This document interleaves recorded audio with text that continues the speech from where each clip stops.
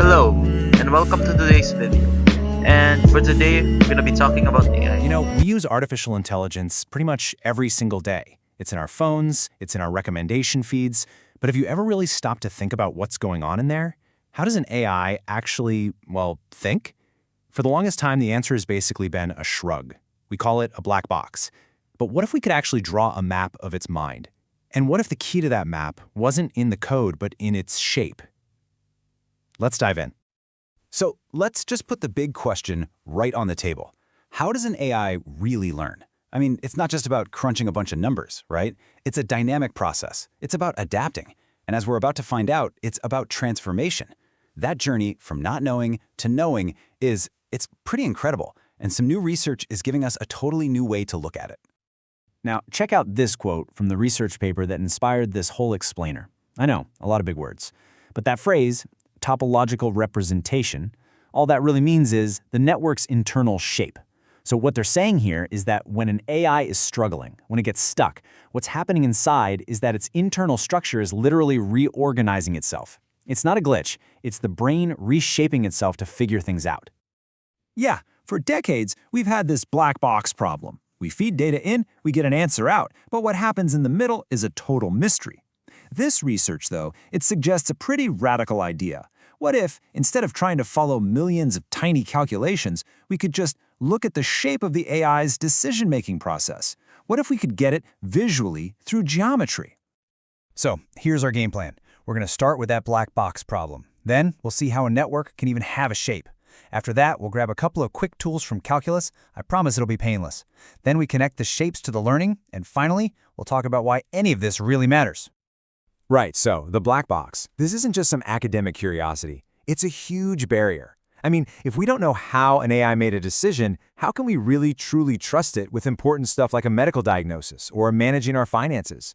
Cracking this box open is one of the next great frontiers in tech. So you're probably wondering, how can a bunch of computer code even have a shape? Well, it's a great question, and the answer is really cool. It has to do with how a specific kind of neural network processes information. The big idea here is something called polytope decomposition. Imagine you give an AI a huge pile of data. To make sense of it all, it starts drawing lines and planes, basically slicing and dicing the space of all possibilities into tiny, separate sections.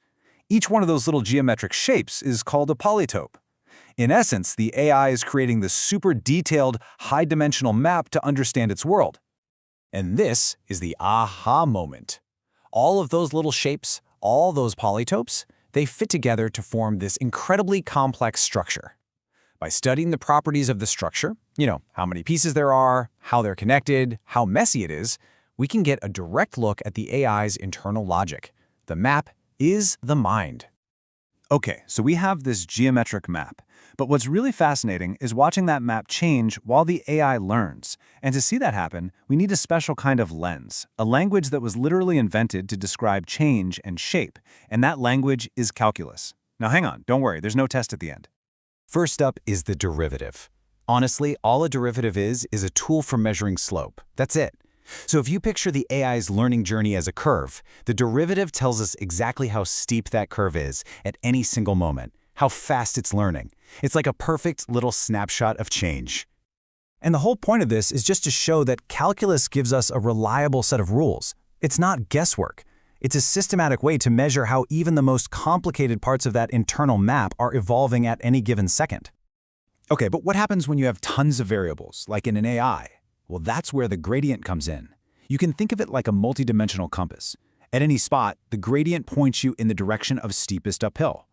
This is literally what an AI uses to learn. It finds the gradient, and then it takes a tiny step in the exact opposite direction, the fastest way to go downhill and reduce its mistakes. All right, so we have the network's map, we have the calculus tools to see how it changes. Now it's time for the payoff. Let's connect these two ideas and see the big discovery from the paper. This is it. This is the whole ballgame. The researchers found a direct, measurable connection. On the left, you have training loss. That's just a number that tells you how wrong the model is. And on the right, you have these geometric measurements that describe how complex its internal map is. And here's the amazing part. As the AI gets better, as its loss goes down, the complexity of its internal map also goes down. It's like the AI is actually finding a simpler, more elegant geometric solution to the problem.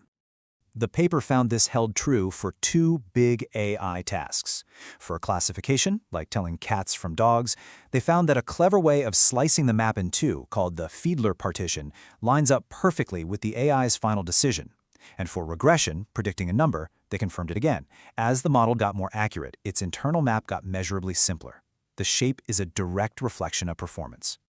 And they didn't just test this on easy stuff. They threw a real curveball at it. They used it to model a Duffing oscillator, which is this famously chaotic pendulum system from physics. And even in that super messy, chaotic environment, they found the exact same thing. As the AI got better at predicting the chaos, its internal map got simpler.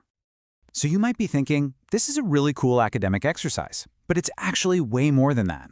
Being able to see and measure the shape of an AI's thought process could have some really huge implications for the future. So let's just recap the big takeaways. Number one, an AI's brain isn't just some abstract cloud of numbers. It has a real, tangible, geometric structure. Number two, calculus gives us the exact tools we need to analyze that structure as it learns. And number three, and this is the most important one, that geometry is directly tied to how well the AI is doing its job. So why does this matter so much? Well, because if we can watch the geometry of an AI while it's training, we could spot problems way earlier. We could design better, more efficient models. And maybe, just maybe, we can finally build AIs that are no longer a black box. Systems whose reasoning we can actually see, understand, and trust. And that really leaves us with this final massive question. This research gives us a map. It's a new language, the language of geometry, to describe how an AI thinks. But is a map the same thing as understanding? I don't know, but as we get better and better at drawing these incredible, intricate mind maps, we're getting closer than ever to finding out.